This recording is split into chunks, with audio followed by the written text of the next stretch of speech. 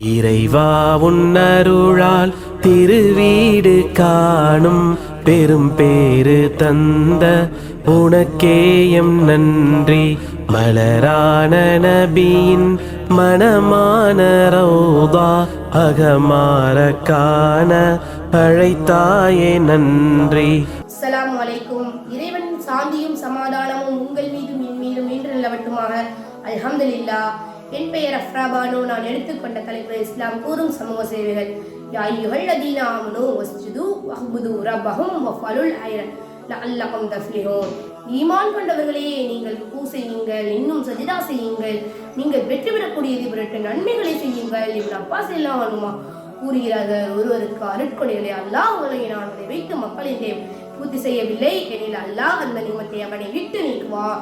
தூதர் ஸல்லல்லாஹு அலைஹி வஸல்லம் அவர்களின் உபதேசங்கள்.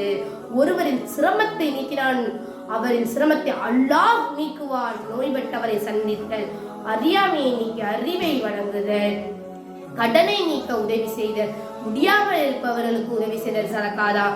இயலாமை இருப்பவரை சுமையாக ஏற்றல சுமையாக இறக்குவதும் சதக்காதான். வழி தெரியாதவருக்கு வழிகாட்டுவதும் சதக்காதான். ஒரு துயரத்தில் இருக்கும்போது ஆறுதல் சொல்லுவதும் சதக்காதான். அனாதைகளை பொறுப்பெடுத்தல், விரைவுகளுக்கு உதவி செய்தல், நற்காரியங்களை ஏவுதல், துர்காரியங்களை தடுத்தல், அதுவும் சதக்காதான். காதைக்கு இடையூறாக இருக்கும் கல், முள், மரம், செடி, கொடி அகற்றுவதும் தர்மமாகும். முடியாதவர்களுக்கு பாத்திரத்தை தண்ணீர் பிடித்துக் கொடுப்பதும் தர்மமாகும். கண் தெரியாதவருக்கு பாதை கடக்க உதவி செய்வதும் சதக்காதான்.